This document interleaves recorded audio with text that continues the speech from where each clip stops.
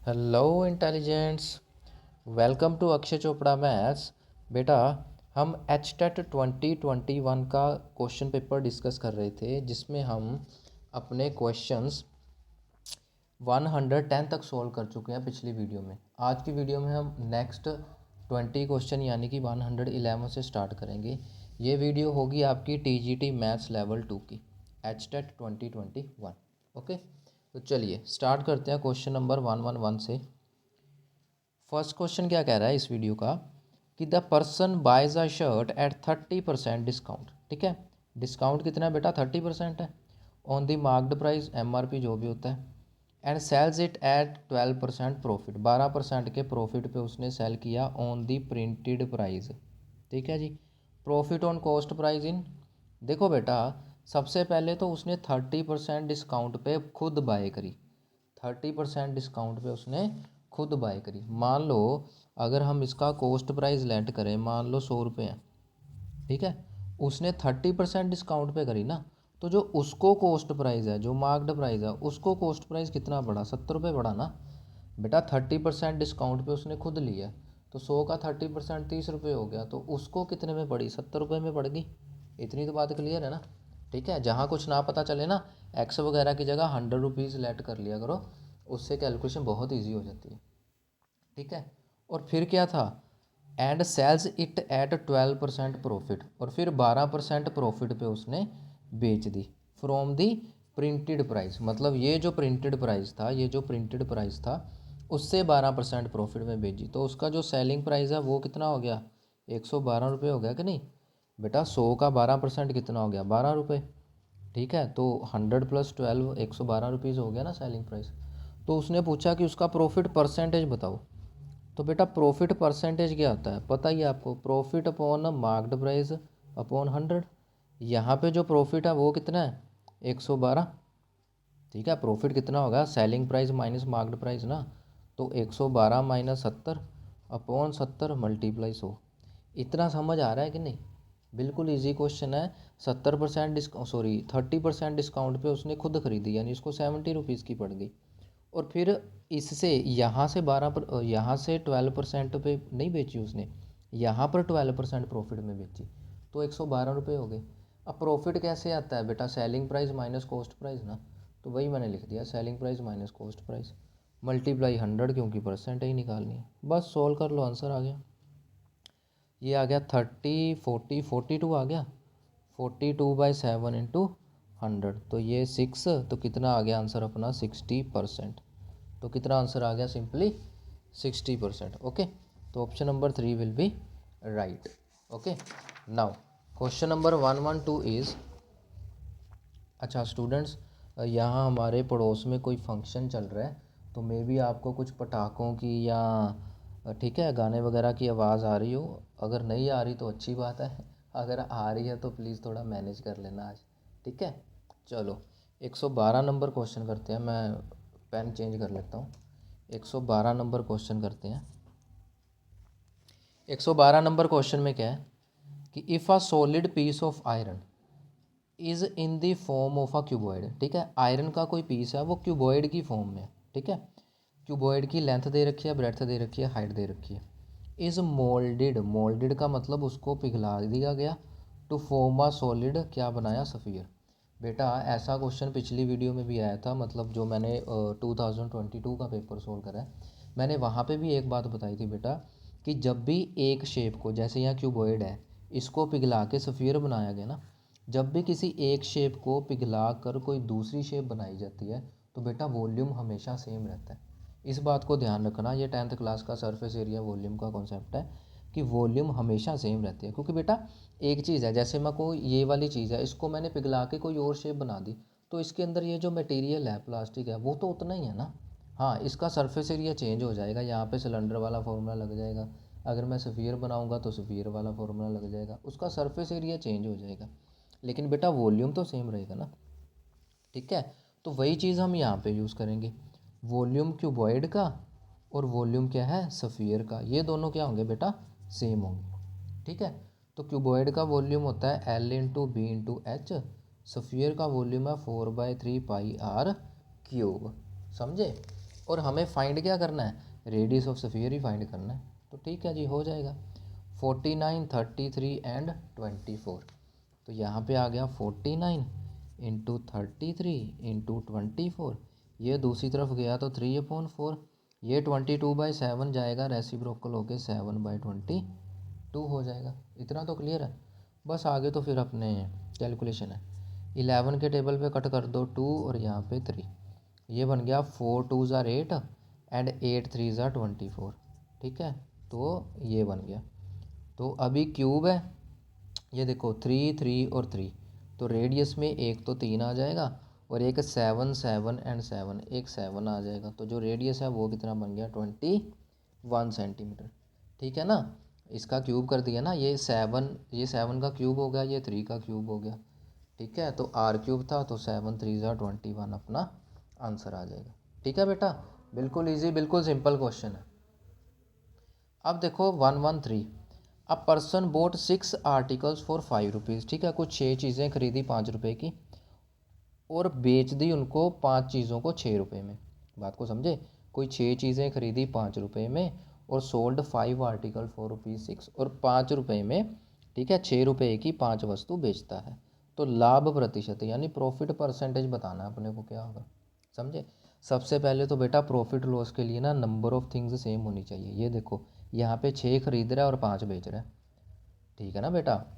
अगर मैं कहूँ कि ये एक पेन मैंने 10 रुपये में ख़रीदा और इसको मैंने 12 रुपये में बेच दिया, तभी मैं बोलूँगा ना 2% मुझे प्रॉफिट हुआ है।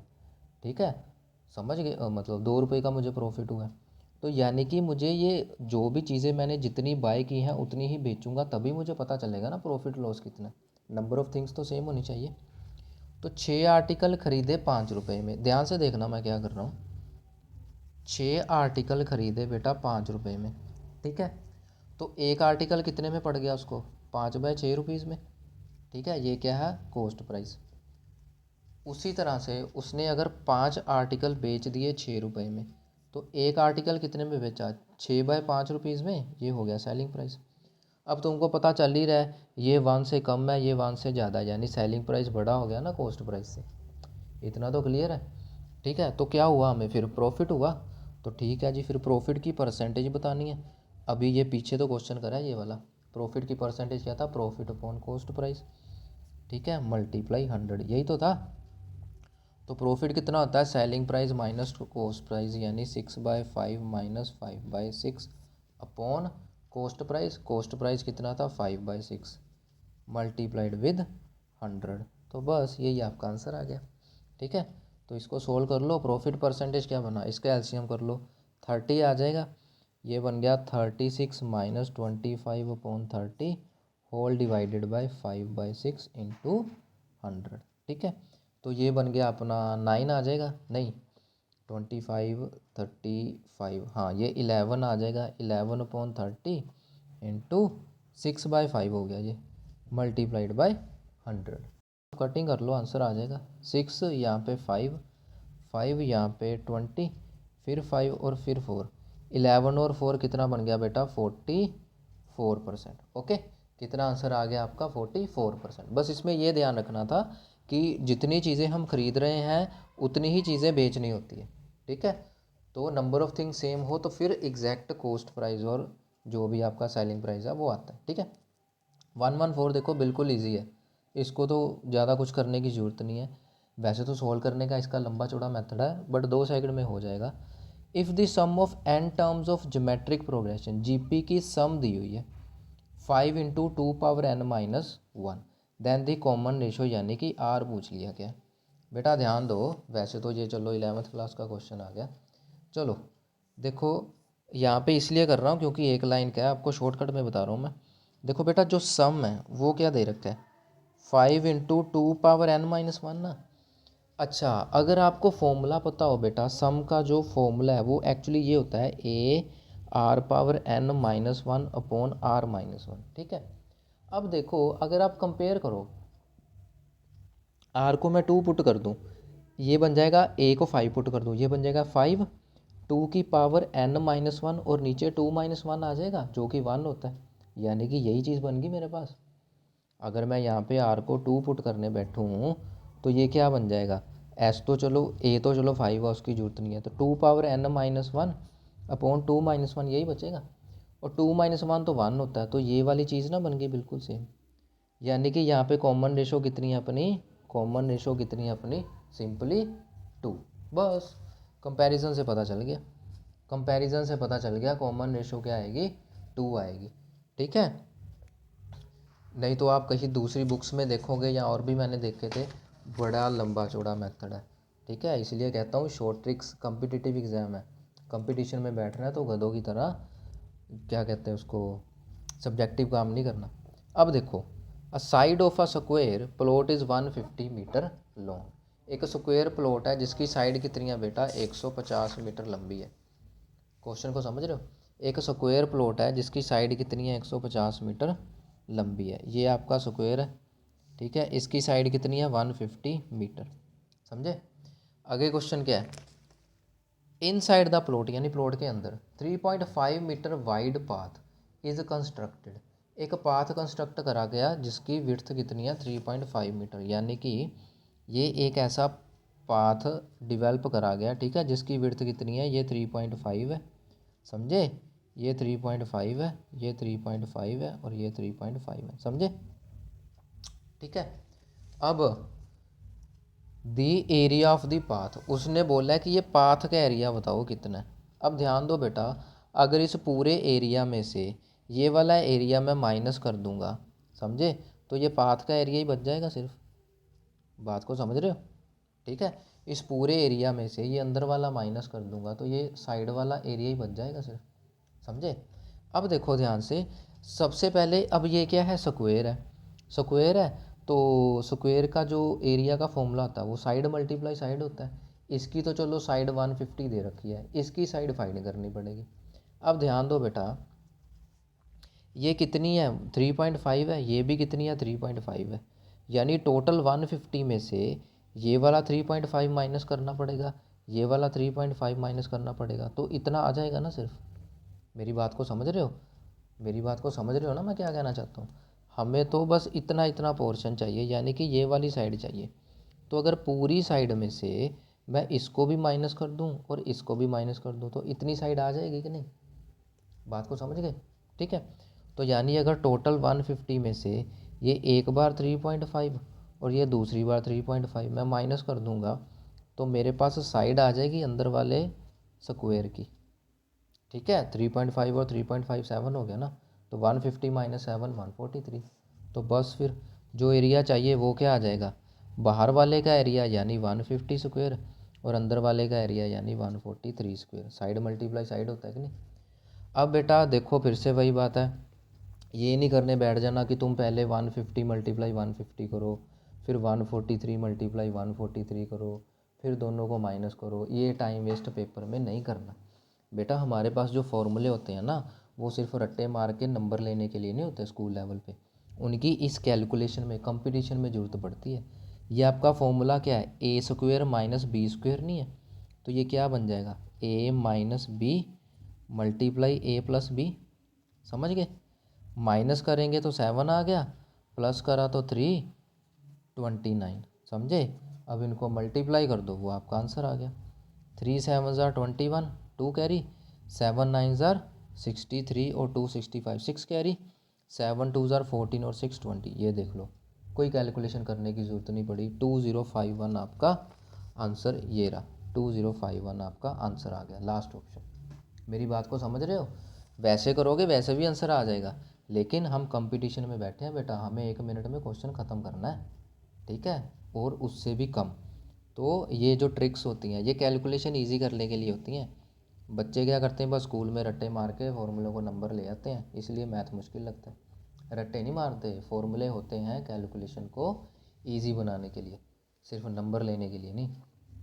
तो देखो next 116, the probability that in a family of 3 children, 3 बच्चों की फैमिली है, there will be at least 1 boy. At least का मतलब होता है बेटा कम से कम। एट लीस्ट का मतलब होता है कम से कम, या जिसको आसान भाषा में बोल देते हैं हम मिनिमम। भी मिनिमम एक लड़का तो चाहिए, मिनिमम एक लड़का तो चाहिए ही चाहिए। तो 3 बच्चों की मैं सैम्पल स्पेस बनाने बैठूँ बेटा, ये देखो मैं यहीं पे बना देता हूँ। तो हो सकता है वो तीनों बॉयज़ ही हों, जैसे कि हम हैं, ठीक है, हम 3 भाई हैं। हो सकता है कि ये बड़ा भाई, बीच वाला भाई, सबसे छोटी गर्ल। हो सकता है कि बड़ा भाई, बीच वाली गर्ल, सबसे छोटा भाई, समझे। हो सकता है कि सबसे बड़ी बहन हो, फिर 2 छोटे भाई हों। अब एक बहन आ गई तीनों पोजीशन पे, ठीक है। अब एक भाई हो जाएगा, सबसे बड़ा भाई, फिर बहन, फिर बहन, या सबसे बड़ी बहन, फिर भाई बीच वाला, फिर छोटी बहन, या बड़ी सिस्टर, छोटी सिस्टर, सबसे छोटा भाई। अब भाई है ही नहीं, तीनों बेटियां ही हैं, तीनों सिस्टर्स हैं। तो यही पॉसिबिलिटीज़ हो सकती हैं 3 बच्चों में, समझे। उसने क्या पूछा, एटलीस्ट 1 बॉय, कम से कम एक लड़का हो। तो टोटल कितने हैं, 1 2 3 4 5 6 7 8, टोटल आउटकम्स तो आ गई 8, ठीक है। अब कम से कम एक बॉय चाहिए, वो इधर भी है, इधर भी है, इधर भी है, इधर भी है, इधर भी, इधर भी, इधर भी, यहाँ नहीं है। तो 7 अपनी फेवरेबल है, टोटल 8 है, तो 7/8 अपना आंसर, समझे ना। उसने कहा कम से कम एक लड़का होना चाहिए। तो कम से कम एक का मतलब क्या है, एक से ज़्यादा जितने मर्जी हों, यानी कम से कम एक, ये एक वाला केस इधर आ गया, फिर एक से ज़्यादा 2 वाला केस इधर आ गया, 3 वाला केस ये आ गया। बात को समझ गए। उसने क्या बोला, कम से कम एक लड़का चाहिए, यानी एक से ज़्यादा भी तो हो सकते हैं, एक से कम नहीं होने चाहिए। तो बेटा ये एटलीस्ट एट मोस्ट वाले ज़रूर आते हैं पेपर में, ठीक है। देखो 117, ये क्या कहते हैं, 117 क्वेश्चन कहता है the measure of that angle which is 4 times it's supplement. मतलब ऐसा एंगल जो अपने सप्लीमेंट का 4 गुना, ऐसा एंगल जो अपने सप्लीमेंट का 4 गुना। तो अगर मान लो 117, अगर मान लो एंगल एक्स है, तो उसका सप्लीमेंट क्या हो जाएगा, 180 माइनस एक्स। बेटा यही तो होता है ना, सप्लीमेंट्री एंगल किसको बोलते हैं, ऐसे दो एंगल जिनको प्लस करके 180 डिग्री आई। तो अगर ये एंगल ए है तो इसका सप्लीमेंट 180 माइनस बी बन जाएगा ना, उधर जाके माइनस हो गया। तो वही मैंने बोल दिया, अगर एक एंगल एक्स है तो उसका सप्लीमेंट 180 माइनस एक्स हो जाएगा। अब वो क्या बोल रहा है क्वेश्चन में, the angle is 4 times it's supplement, angle अपने सप्लीमेंट का 4 गुना है, यानी कि ये एंगल है, ठीक है, ये उसका सप्लीमेंट है, ये एंगल उसके सप्लीमेंट के 4 गुना के बराबर है। क्वेश्चन को समझे, ठीक है। उसी अकॉर्डिंग हमने इक्वेशन बना दी, अपनी तरफ से कुछ नहीं कर रहे। ये एंगल है, ये सप्लीमेंट है, एंगल अपने सप्लीमेंट का 4 गुना है। तो बस अब इसको सोल्व कर दो, ये बन जाएगा 4 इंटू 180 माइनस 4s। अच्छा, अब अगेन कैलकुलेशन ईजी करनी है, ये 4 और 180 को मल्टीप्लाई करने नहीं बैठना, क्योंकि हमने कटिंग करनी है ना। ये 4x उधर जाके पॉजिटिव हो जाएगा, यानी 5x बन गया, 4 इंटू 180। तो x कितना आ गया, 4 इंटू 180/5। तो बजाय कि इसको मल्टीप्लाई करके 5 से डिवाइड करो, तो इसको कट करना ईजी नहीं है, ठीक है। कितना आ गया, 36, 36 को 4 से करो, 4 6 ज़ार 24, 4 3 ज़ार 12 और 2 144 डिग्री आपका आंसर आ गया, ठीक है। तो ऐसा एंगल जो अपने सप्लीमेंट का 4 गुना है वो कौन सा है, 144 डिग्री। ओके, ठीक है। चलिए आगे बढ़ते हैं।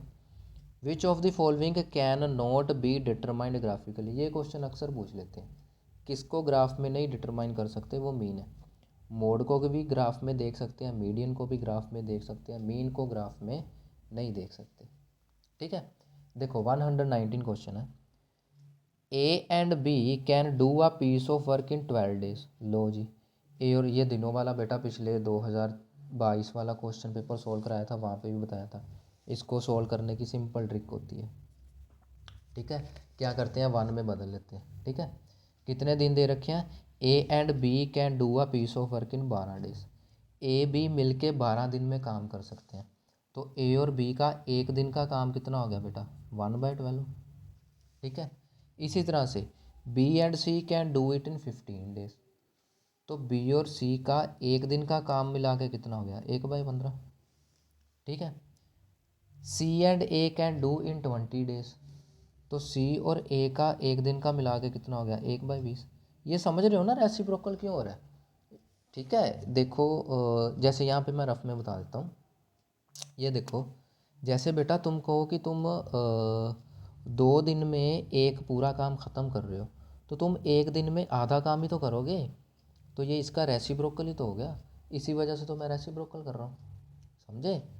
कहने का मतलब जैसे मैं कहूँ कि तुम एक केक पूरा ख़त्म करने में 2 दिन ले रहे हो, ठीक है, एक केक ख़त्म करने में 2 दिन ले रहे हो, यानी कि तुम 2 दिनों में एक केक ख़त्म कर रहे हो, तो एक दिन में कितना केक ख़त्म करोगे? आधा ही खाओगे, आधा आज खा लिया आधा कल खा लिया।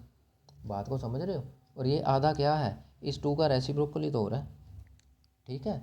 वही रेसिप्रोकल हम यहाँ पे करते हैं। ए प्लस बी मिल के 12 दिन में एक काम ख़त्म करेंगे, तो एक दिन में 1/12 हिस्सा ख़त्म कर देंगे काम का, ठीक है।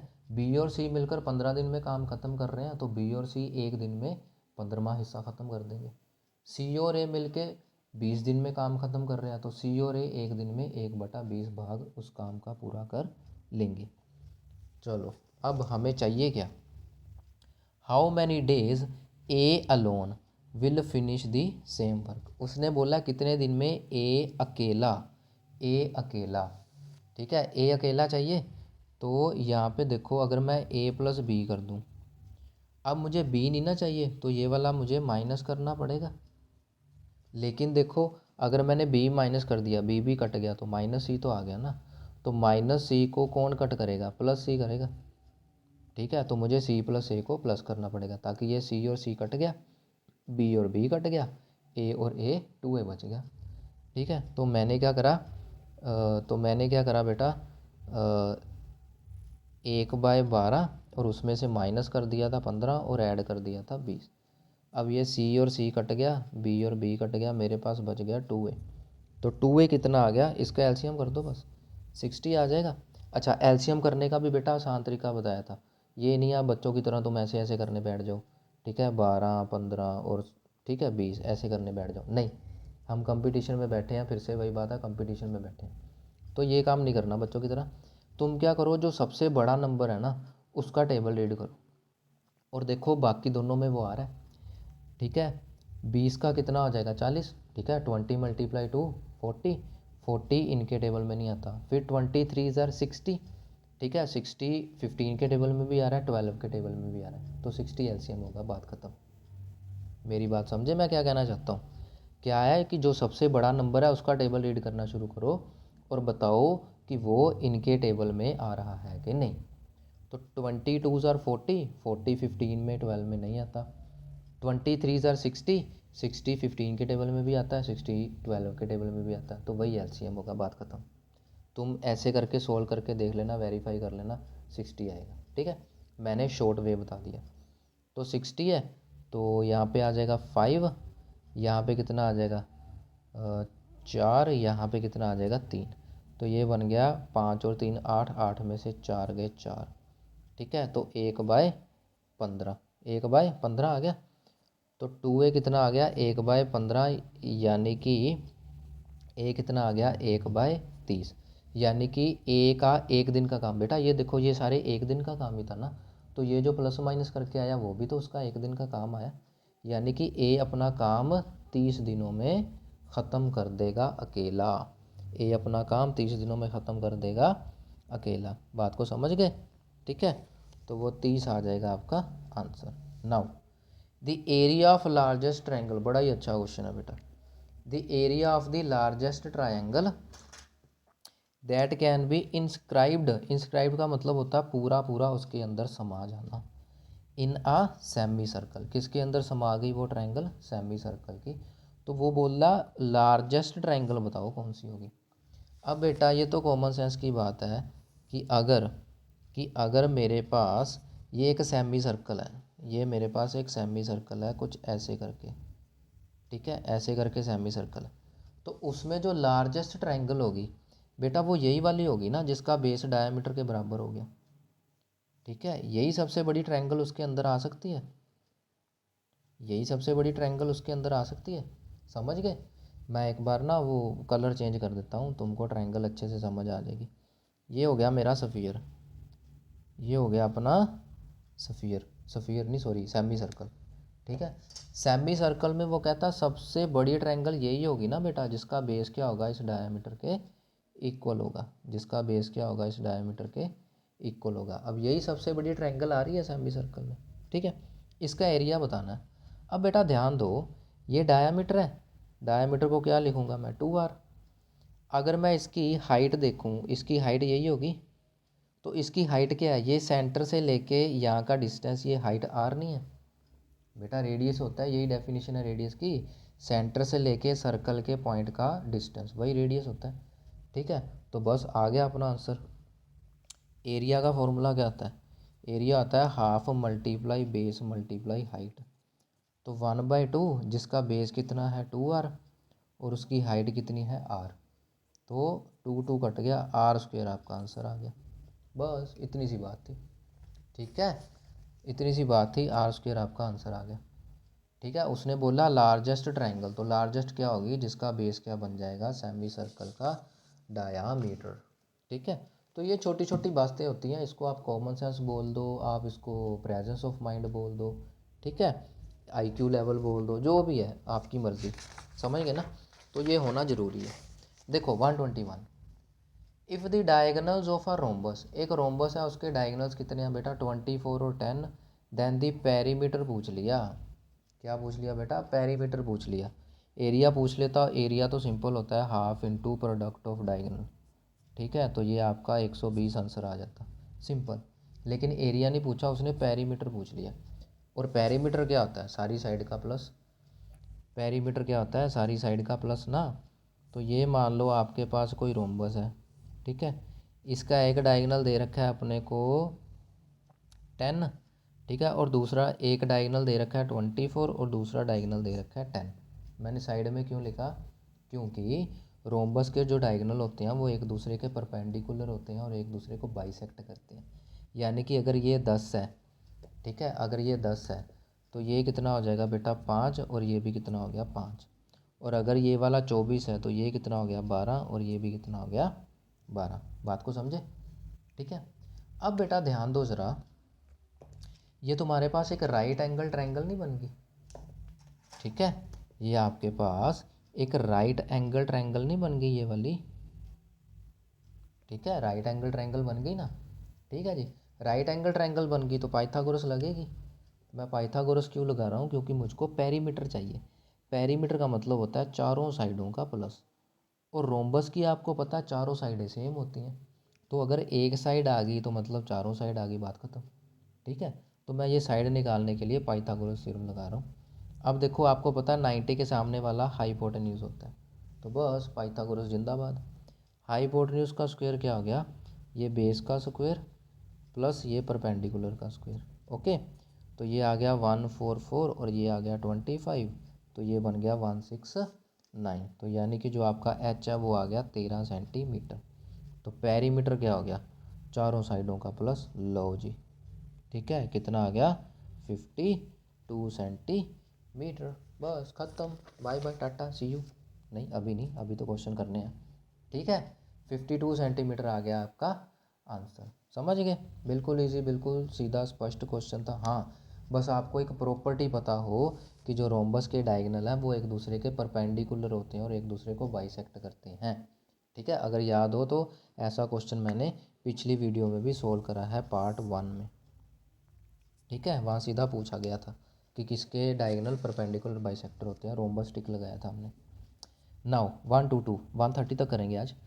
The least number must be subtracted from each number 14 17 34 and 42। उसने बोला कि ऐसा छोटे से छोटा नंबर बताओ जिसको माइनस करा जाए, किस में से, 14 17 34 एंड 42।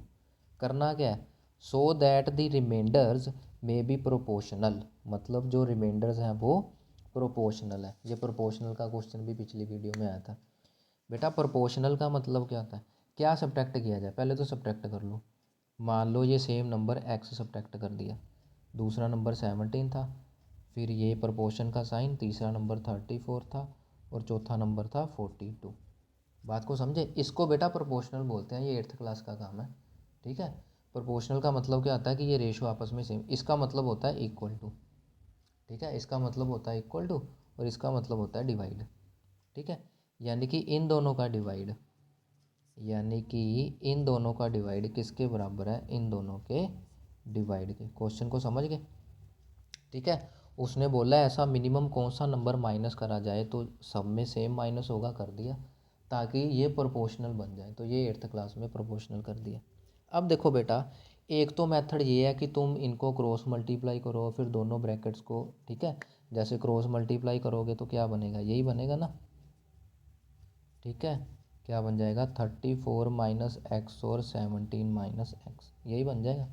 एक तो ये है कि इनको अब आगे मल्टीप्लाई करो, बड़ा लंबा चौड़ा काम हो गया, ये तो सब्जेक्टिव में बन गया ना। दूसरा बेटा आपके लिए क्या है कि आपको ऑप्शंस तो पता है ना, 2 3 5 7 पुट करके देख लो ना। यहाँ 2 पुट करो, देखो इक्वल आ रहा है कि नहीं, नहीं इक्वल आ रहा तो अगला 3 पुट करो, देखो इक्वल आ रहा है, जहाँ इक्वल आ गया वही आपका आंसर है, बात खत्म। समझ गए, इसी को बोलते हैं प्रेजेंस ऑफ माइंड, इसी को बोलते हैं कॉमन सेंस। तो एक तो ये है कि भेड़ चाल बोलते हैं जिसको, कि लग पड़ो इसको सॉल्व करने बच्चों की तरह। तो भाई साहब फिर ये कॉम्पिटिटिव एग्ज़ाम कहाँ से रहा, ये तो टाइम वेस्ट वाला एग्ज़ाम हो गया, समझे। तो टाइम को वेस्ट नहीं करना, टाइम को कंपटीशन में बचाना होता है। तो आप क्या करो, वैल्यू पुट करनी शुरू करो। पहली वैल्यू 2 है, ठीक है। 2 में देखो क्या बन गया, 14 माइनस 2 12, 17 माइनस 2 15, ठीक है। तो ये कितना आ गया हमारे पास, 3 के टेबल में कट करेंगे तो 4/5, ठीक है। दूसरी देखो, 2 पुट करा 32, 2 पुट करा 40, ठीक है। इसको आप कट कर दो, 4 8, हाँ 8 के टेबल पे, 8 4 ज़ार 8 5, लो ये तो 2 पे ही सेम आ गया, आगे देखने की जरूरत ही नहीं, ठीक है। 8 के टेबल पे कट कर दिया, 8 4 ज़ार 8 5 ज़ार, इसको 3 पे कर दिया तो 4/5 4/5, 2 ऑप्शन आ गया आपका आंसर, अगली चेक करने की जरूरत ही नहीं है, ठीक है ना। अब देखो 123 नंबर क्वेश्चन, ऐसे बेटा ऐसे प्रेजेंस ऑफ माइंड यूज़ करते हैं। तो कंपटीशन का मतलब होता है टाइम बचाना विद एक्यूरेसी, बस बात खत्म। द सम ऑफ रिमाइंडर्स, क्या है, the sum of remainders obtained when polynomial this is divided by x minus 2। देखो बेटा हमारे पास जो पॉलिनोमियल है ना, पी एक्स मान लो, वो पॉलिनोमियल दे रखा है ये वाला, वो पॉलिनोमियल क्या दे रखा है, ये वाला, ठीक है। उसने बोला जब इस पॉलिनोमियल को मैं डिवाइड करता हूँ x माइनस 2 से, ठीक है, तो मेरे पास कुछ रिमाइंडर आएगा r1। जब मैं इसी पॉलिनोमियल को डिवाइड करूँगा x प्लस 1 से, तो मेरे पास कुछ दूसरा रिमाइंडर आएगा r2। तो क्वेश्चन में क्या बोला गया है कि उन दोनों रिमाइंडर को प्लस करके आंसर बन रहा है 0, ठीक है। Then the value of p, तो मुझे ये p बताना है क्या है, बात को समझ गए क्या क्वेश्चन है, ठीक है।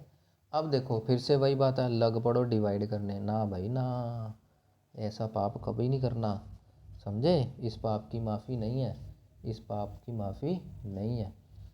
क्या करना है, रिमाइंडर निकालने का तरीका होता है बेटा कि ये देखो कहाँ पे जीरो हो रहा है, ये लीनियर फैक्टर देखो कहाँ पे जीरो हो रहा है जिससे हम डिवाइड कर रहे हैं, कि ठीक है ये 2 पे जीरो हो रहा है ना, तो यहाँ पे 2 पुट कर दो, ये पहला रिमाइंडर आ जाएगा, समझे। दूसरा रिमाइंडर कैसे आएगा, ये कहाँ पे जीरो हो रहा है, -1 पे, तो x की जगह -1 पुट कर दो। और क्वेश्चन में क्या दे रखा है, इन दोनों रिमाइंडर को ऐड करा तो 0 आ रहा है, बस आपका आंसर आ गया। बात को समझ गए।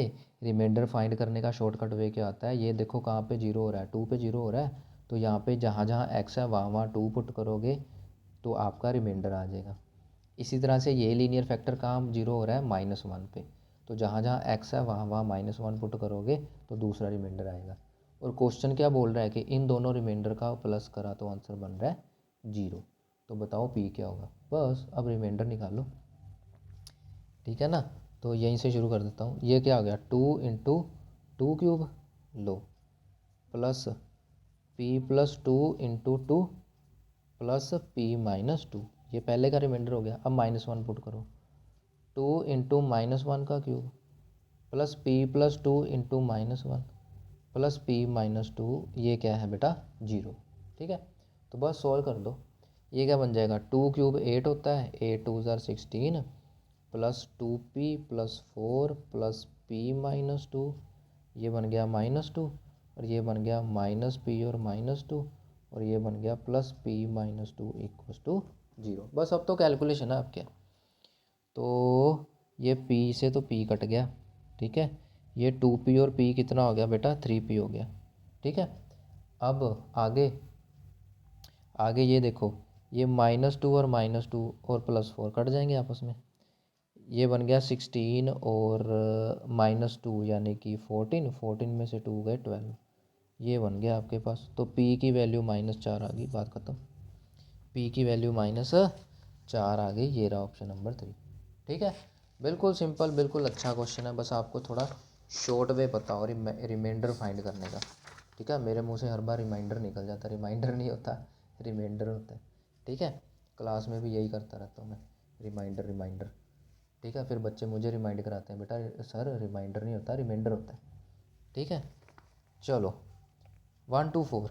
If the difference of mode and median is 36, mode और मीडियन का डिफरेंस दे रखा है 36। 124 क्वेश्चन है। मोड और मीडियन का जो डिफरेंस है वो दे रखा है बेटा 36। Then difference between median and mean, ये मीडियन और मीन का जो डिफरेंस है इसको अपने को फाइंड करना है। क्वेश्चन को समझ गए? ठीक है, अच्छा क्वेश्चन है, इजी क्वेश्चन है बेटा। इसके लिए तो हाँ ठीक है, एम्पिरिकल फॉर्मूला लगा लो। मोड क्या होता है बेटा? मोड होता है अपने पास 3 मीडियन -2 मीन, समझ गए? ठीक है, अब देखो मोड, मोड माइनस मीडियन दे रखा है, तो मीडियन दोनों तरफ माइनस कर दो, समझ गए? मीडियन दोनों तरफ माइनस कर दो, ये रहा, लो यहाँ से भी मीडियन माइनस कर दिया। तो मोड माइनस मीडियन कितना है? 36 दे रखा है। यहाँ पे देखो 3 मीडियन माइनस मीडियन, 2 मीडियन आ जाएगा। ठीक है, और यहाँ से 2 क्या आ गया? कॉमन आ गया। यहाँ से 2 क्या आ गया? कॉमन आ गया। तो मीडियन माइनस मीन बच गया। यही तो अपने को फाइंड करना था, मीडियन माइनस मीन।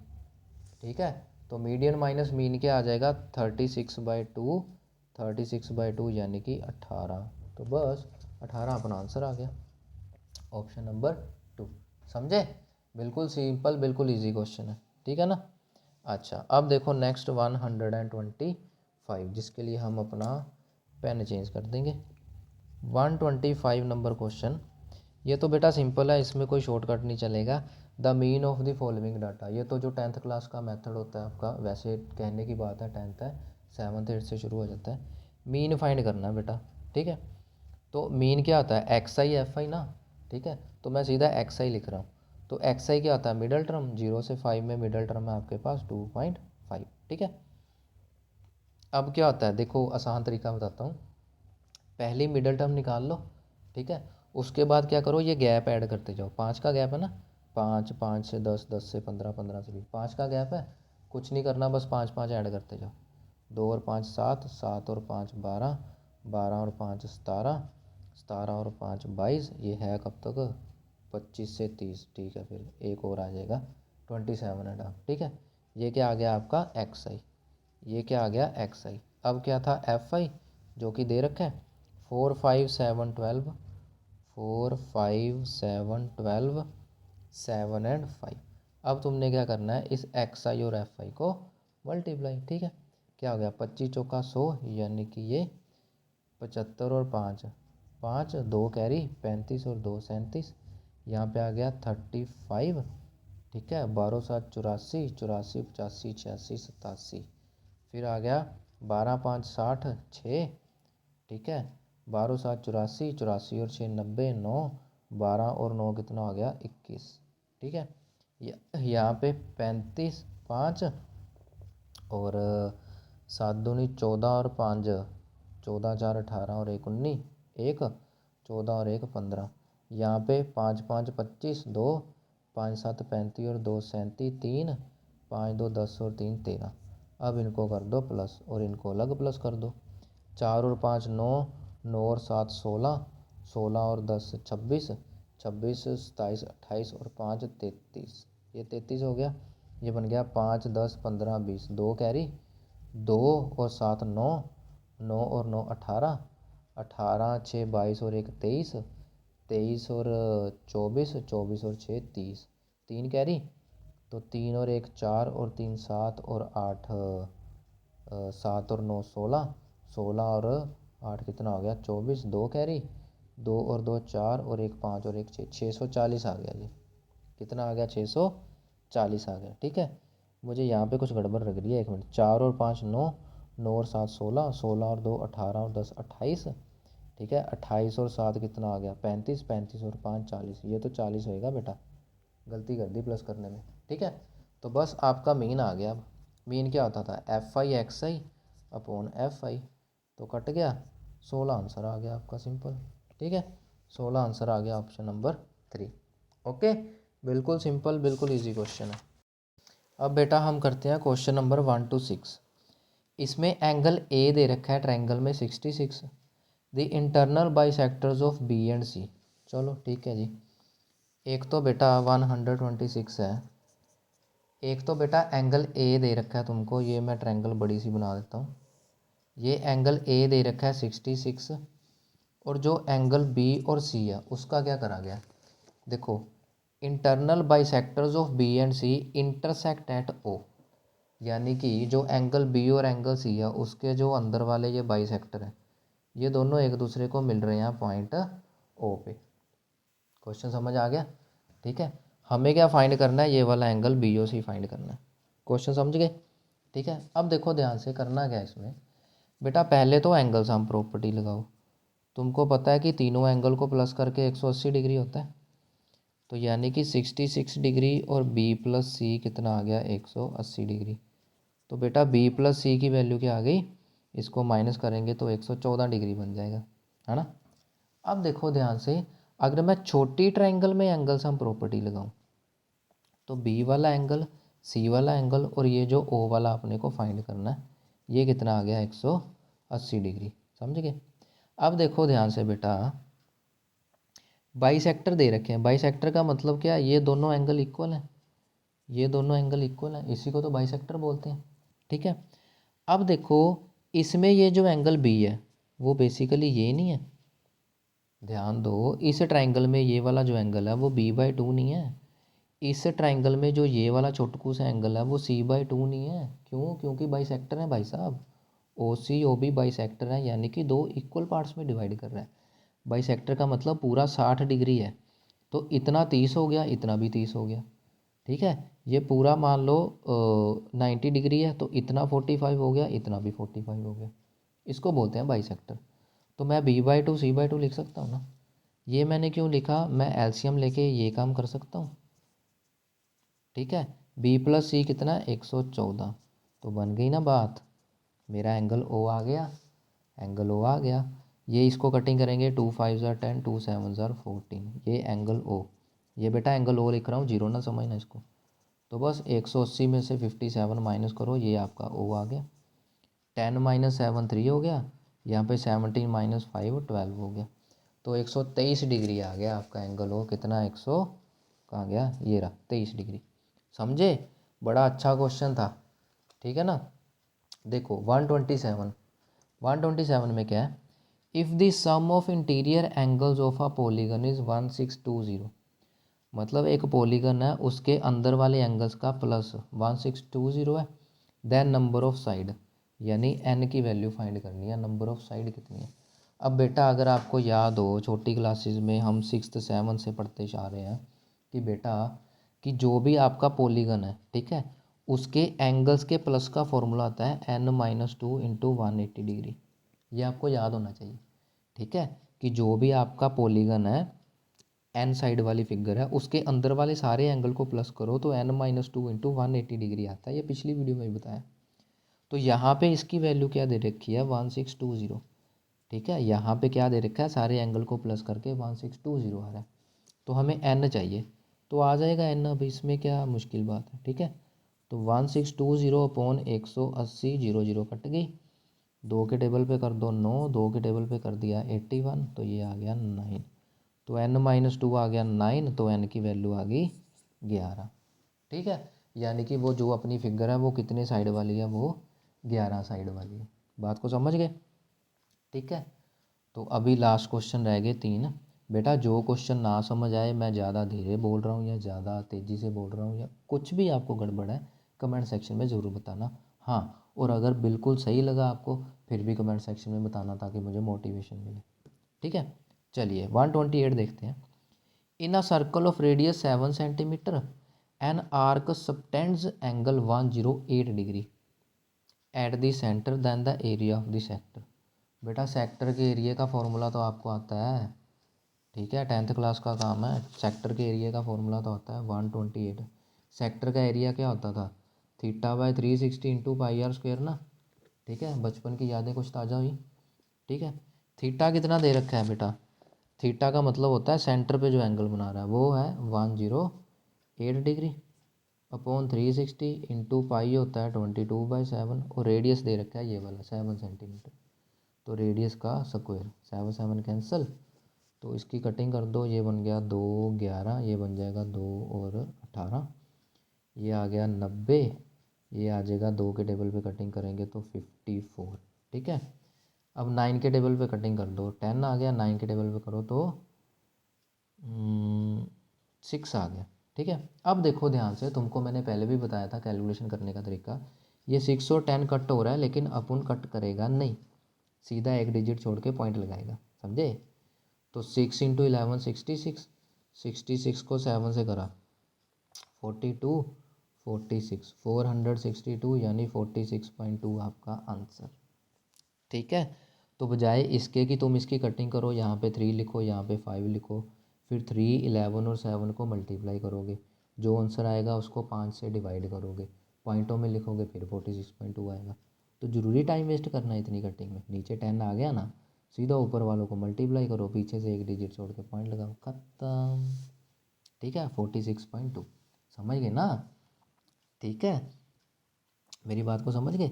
जैसे मान लो तुमको मैं इजी वे बता देता हूँ, जैसे मान लो 2/10 है, 2/10 को मैं सीधा 0.2 लिख दूँ, लेकिन अगर मैं इसकी कटिंग करना चाहूँ तो ये क्या बनेगा 1/5 बनेगा। पहले तो मैं कटिंग पे टाइम वेस्ट करूँ, फिर मैं इसको डिवाइड करूँगा, 1 आ गया तो 0, फिर 1 आ गया, 0 लगेगी पॉइंट आएगा, 5 2 10।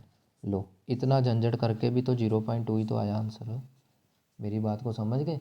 तो ये कुछ हैक्स होते हैं जिसको आजकल यूट्यूब में बड़ा चलता है ना, लाइफ हैक्स।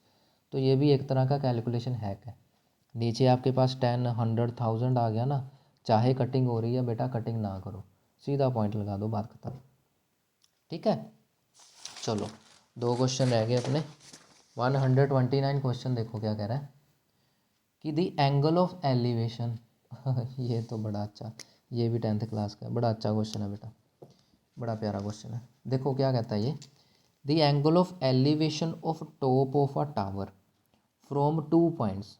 अच्छा एंगल ऑफ एलिवेशन बेटा 2 पॉइंट से लिया गया है, at a distance A and B metre from the base, ठीक है जी।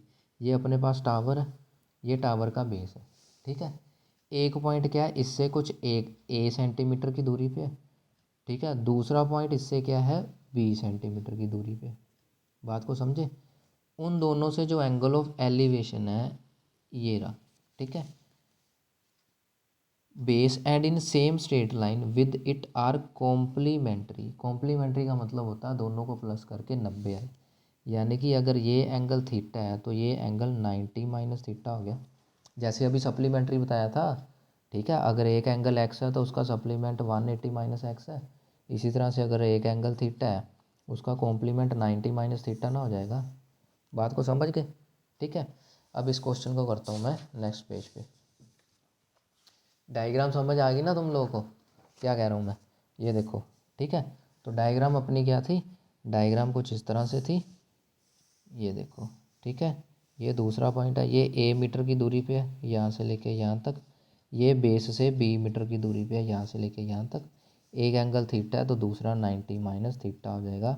हमें इसकी ये हाइट बतानी है, हमें क्या करना है बेटा, इसकी ये टावर की हाइट बतानी है।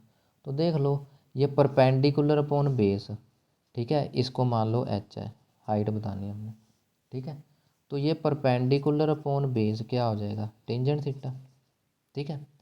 अगर मैं इस बड़ी ट्रायंगल की बात करूं तो बड़ी का परपेंडिकुलर तो एच ही है लेकिन इसका बेस क्या है बी है, ये क्या बन जाएगा टेंजेंट 90 माइनस थीटा, ठीक है ना, जो एंगल है वही तो चलेगा साथ में। तो टेंजेंट 90 माइनस थीटा क्या होता है बेटा, कोट थीटा नहीं होता, tangent 90 minus theta cot theta नहीं होता। अब देखो आपको पता है टेंजेंट थीटा और कोट थीटा रेसिप्रोकल होते हैं, तो मुंह उठा के कर दो मल्टीप्लाई, सबसे पहले मुंह उठाना है फिर इनको मल्टीप्लाई करना है। तो ये क्या बन गया, H by A and H by B, क्या बन गया ये H by A multiply H by B. इनकी कर दो कटिंग, ये आ गया 1 equals to H square upon A B. तो एच स्क्वेयर की वैल्यू आ गई ए बी, यानी कि जो अपनी हाइट है वो कितनी आ गई अंडर रूट ए बी। अब फिर से वही बात है बेटा, हाइट क्या आएगी plus minus under root A B, लेकिन ये माइनस वाला केस हम रिजेक्ट कर देंगे क्योंकि एच हाइट है ना, और हाइट कभी नेगेटिव नहीं होती। ठीक है, तुम्हारी हाइट 5 फुट है, तुम्हारी हाइट 6 फुट है, -6 फुट तो नहीं है, धरती के अंदर थोड़ी चले गए तुम लोग। ठीक है, तो इस वजह से एच क्या आ गया root A B, simple. Now the last question of the video, बड़ा ही अच्छा क्वेश्चन, अद्भुत क्वेश्चन, 7 करोड़ वाला क्वेश्चन। ठीक है, 130 में क्या बेटा, the angles of a triangle are in the ratio 537। लो जी, एक ट्राइंगल है, उसके तीनों एंगल की रेशो दे दी गई, बार बार मैं हर वीडियो में चलाता रहता हूँ, जहाँ रेशो आ जाए वहाँ पे एक्स लगा देते हैं, और इसका रीज़न भी बताया था। ठीक है, तो पिछली वीडियो ज़रूर चेक करना, 2022 वाली, उसमें रीज़न बताया था मैंने। ठीक है, देन दी ट्रायंगल बतानी है, एक्यूट एंगल है, ऑब्ट्यूज एंगल है, राइट एंगल है या आइसोसेलेस है। सबसे पहले तो 3 एंगल दे दिए, तो 5x plus 3x plus 7x 180 हो जाएगा। अभी यूज़ करके हटे हम, तीनों एंगल को प्लस करके 180 डिग्री आता है। ठीक है, तो 5 3 8 और 7 15, 180 डिग्री। तो x कितना आ गया 12, भाई 15 से डिवाइड करेंगे x 12 आ गया। तो एक एंगल क्या आ गया 5x यानी कि 60, दूसरा एंगल आ गया 3x यानी कि 36 डिग्री, तीसरा एंगल 7x यानी कि 84 डिग्री। अब बेटा देखो तीनों एंगल 90 से छोटे हैं, तो जिसमें सारे एंगल 90 से छोटे होते हैं उसको क्या बोलते हैं, एक्यूट एंगल ट्रायंगल। ये डेफिनेशन होती है एक्यूट एंगल ट्रायंगल की, कि जिसमें सारे एंगल्स क्या हैं 90 से छोटे, और ये देख लो सारे 90 से कम है। बात को समझ गए? तो ठीक है स्टूडेंट्स, ये थे हमारे 20 क्वेश्चंस। मिलते हैं नेक्स्ट वीडियो में नेक्स्ट 20 क्वेश्चंस के साथ, और करते हैं इस क्वेश्चन पेपर का खात्मा। ठीक है, तो मिलते हैं नेक्स्ट वीडियो में। Till then good bye and take care.